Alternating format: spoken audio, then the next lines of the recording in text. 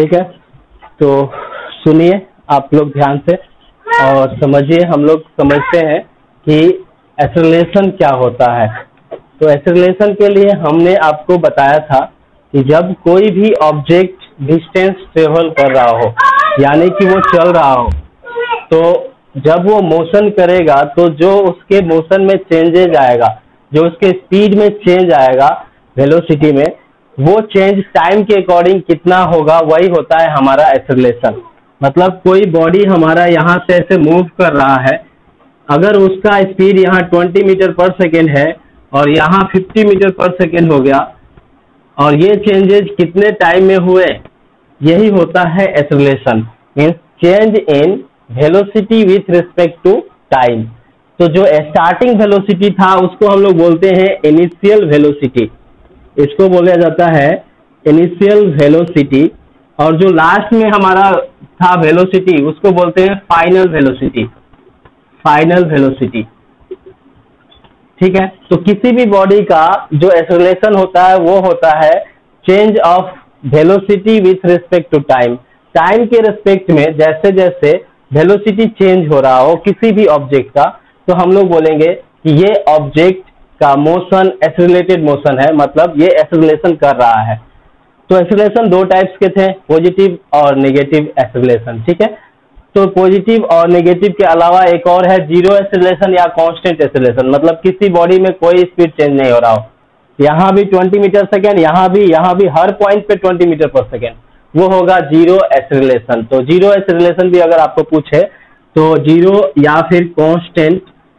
तो बात कर रहे थे फॉर्मूला की, तो पहले फॉर्मूला बता देते हैं। तो एक्सेलरेशन क्या हो जाएगा, एक्सेलरेशन होता है चेंज इन वेलोसिटी। अब चेंज कितना हुआ, 20 से 50 हो गया, तो कैसे चेंज निकालेंगे, फाइनल में से इनिशियल को घटा देंगे। तो लिखेंगे final velocity minus initial velocity, final velocity minus initial velocity, और ये जो टाइम इंटरवल है उससे डिवाइड कर देंगे। ये हो जाएगा एक्सेलरेशन। आप लोग ध्यान से सुनिए, कंप्लीट होगा उसके बाद फिर हम पूछेंगे किनको किनको समझ में आया या नहीं आया। तो इनिशियल वेलोसिटी और फाइनल वेलोसिटी कैसे पता चलेगा, तो ऑब्जेक्ट कोई ट्रेवल कर रहा है, जैसे ही हमें पता चला कि अब से हमें काउंट करना है, तो वो वेलोसिटी हमारे लिए इनिशियल वेलोसिटी हो गया। कोई बस जो है रेस्ट में है और शुरू किया, रेस्ट से शुरू किया मतलब उसका इनिशियल वेलोसिटी जीरो हो जाएगा। रेस्ट मतलब स्टार्टिंग में तो जीरो था वेलोसिटी, अब वो शुरू किया और उसका वेलोसिटी 50 मीटर पर सेकेंड हो गया, तो फाइनल तो 50 मीटर पर सेकेंड हो जाएगा, लेकिन इनिशियल क्या होगा, इनिशियल जीरो रहेगा उसका। तो इस तरह के वेलोसिटी को हम लोग change in velocity with respect to time, इसको बोलते हैं एक्सेलरेशन। जो फाइनल वेलोसिटी है उसको लिखने का एक तरीका है, इसको v से हम लोग डिनोट करते हैं, और इनिशियल वेलोसिटी को हम लोग u से लिखते हैं। इनिशियल वेलोसिटी को ये लिखने के लिए हमने एक सिंबल बना दिया कि अब से कभी भी इनिशियल वेलोसिटी की बात आएगी तो हम लोग u से लिखेंगे, उसी तरह फाइनल वेलोसिटी की बात आएगी तो v से लिखेंगे, और टाइम का बात तो t से लिखते ही हैं। तो एक्सेलरेशन को लिखेंगे a से, तो a का वैल्यू हो जाएगा v minus u by T. अब ये हम लोग पढ़ेंगे अभी थोड़े देर में। अभी क्या बता रहे थे आपको, जीरो एक्सेलरेशन। जीरो एक्सेलरेशन क्या होता है, देखिए जीरो एक्सेलरेशन क्या होता है किसी भी बॉडी का, जब वो, इसको कांस्टेंट एक्सेलरेशन भी बोला जाता है, इसका दूसरा नाम लिख लीजिए कांस्टेंट एक्सेलरेशन। अब देखिए यहां भी अगर इसका 50 रहता और यहां भी 50 मीटर पर सेकेंड है, तो इनिशियल भी 50 फाइनल भी 50, तो 50 माइनस 50 जीरो, एक्सेलरेशन क्या हो जाता, जीरो। इसी को बोलते हैं हम लोग, क्या बोलेंगे इसको बोलेंगे जीरो एक्सेलरेशन या फिर कांस्टेंट एक्सेलरेशन, मतलब एक्सेलरेशन चेंज ना होता हो। ये एक्सेलरेशन का हमने लिखा है शॉर्ट फॉर्म में, आप लिख सकते हो इसको, फुल फॉर्म लिखो अगर आपको फुल फॉर्म लिखना है तो। एक्सेलरेशन, जीरो एक्सेलरेशन क्या होता है, जब किसी भी ऑब्जेक्ट का स्पीड चेंज नहीं हो रहा हो उसको बोलेंगे zero acceleration. If velocity does not change, velocity does not change with respect to time, तो आप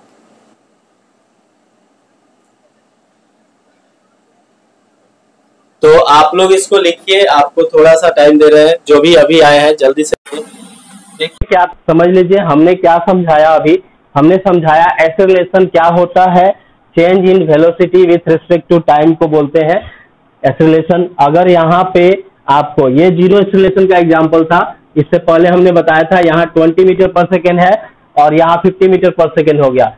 मतलब इसने क्या किया, अपना स्पीड को, वेलोसिटी को चेंज किया। कोई भी ऑब्जेक्ट है देखिएगा, जैसे ही वेलोसिटी चेंज हुआ, सिर्फ चेंज यही नहीं होगा, चेंज डिक्रीज भी हो सकता है। तो इसलिए ऐसे वेलोसिटी को हम लोग बोलेंगे, कौन सा वेलोसिटी है ये, एक्सेलरेटेड वेलोसिटी है, इसको बोलेंगे एक्सेलरेशन। जब भी वेलोसिटी में चेंज आ जाए, वेलोसिटी में चेंज नहीं आए तो क्या बोलेंगे, जीरो एक्सेलरेशन या कांस्टेंट एक्सेलरेशन।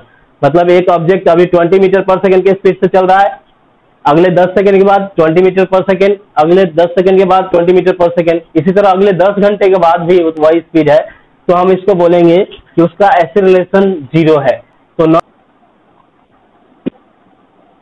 बोलो, किसी को कुछ बोलना है?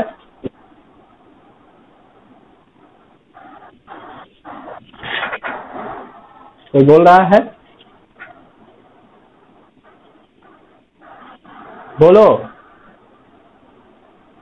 सुनाई दे रहा है आवाज?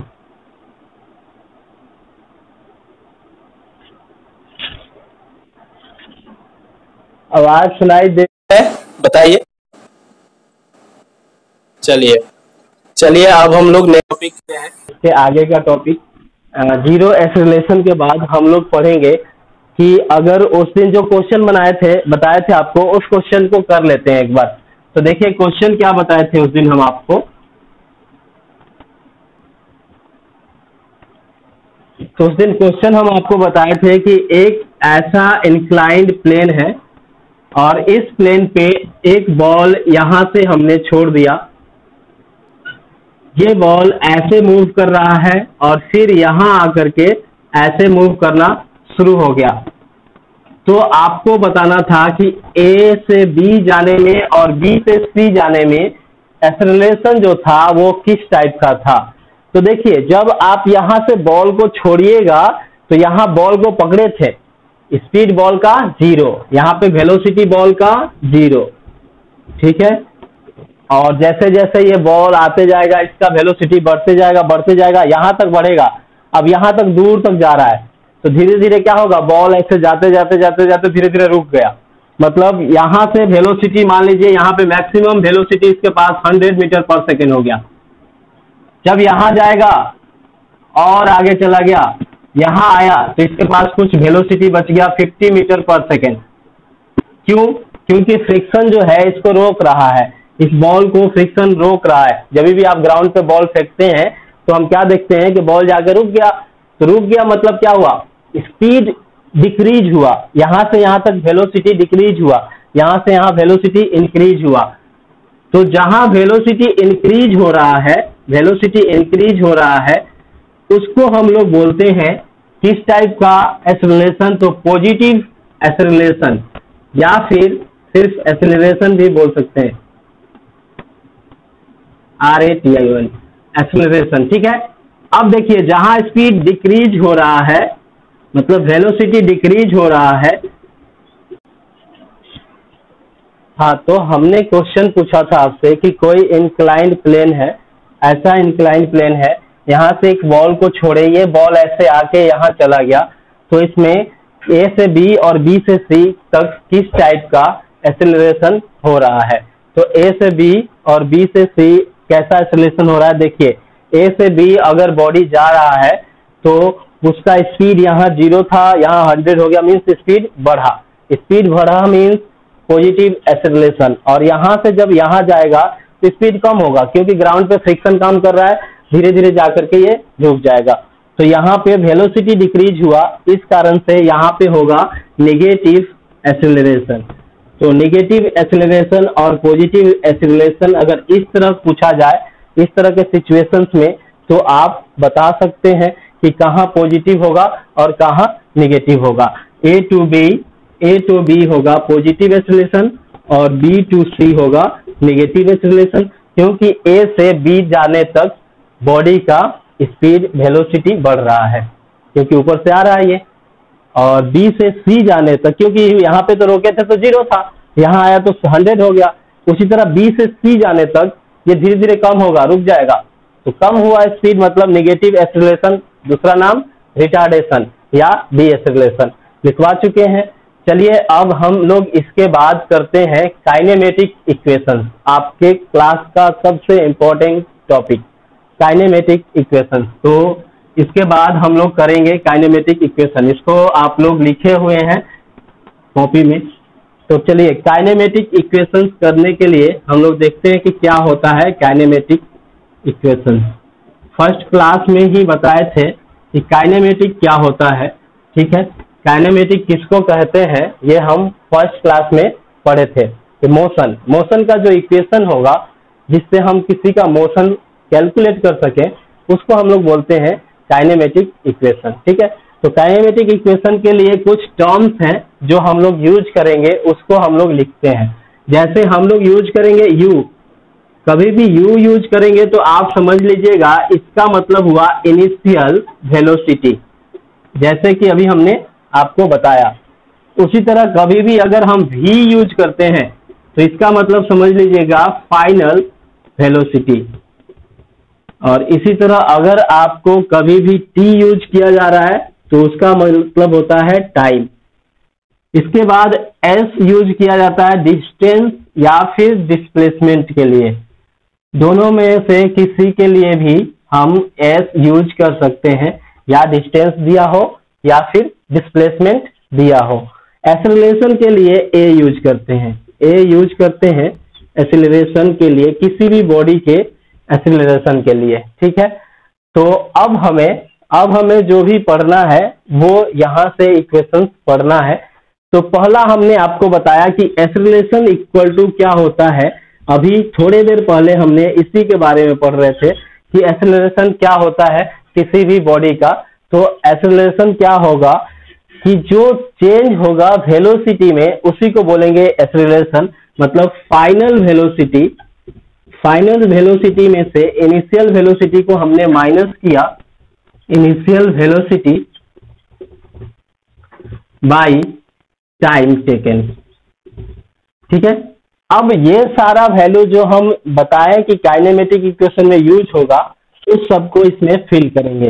एक्सेलरेशन के लिए हम लिख सकते हैं a, फाइनल वेलोसिटी के लिए लिख सकते हैं v, माइनस इनिशियल वेलोसिटी के लिए हम लोग लिख सकते हैं u, और टाइम के लिए लिख सकते हैं t। यहां से हमें आ गया a equal to v minus u by time t, okay. अब हम लोग क्या करेंगे, इस टाइम को इधर भेजेंगे, इस t को जब हम इधर भेज रहे होते हैं इस साइड, तो यहाँ डिवाइड में है, इधर जाएगा तो t क्या हो जाएगा, मल्टीप्लाई में हो जाएगा, तो हो जाएगा a t equal to v minus u. अब ये माइनस यू को भी इधर भेज दीजिए तो u इधर प्लस में आ जाएगा इक्वल टू v। अब इसको चेंज करके क्या लिख सकते हैं, v इक्वल टू एक इक्वेशन आ गया u प्लस a t, ये हमारे पास एक इक्वेशन आया v equal to u plus a t. फिर से बताते हैं कि क्या होता है ये, कैसे ये आया, फिर से सुनिए।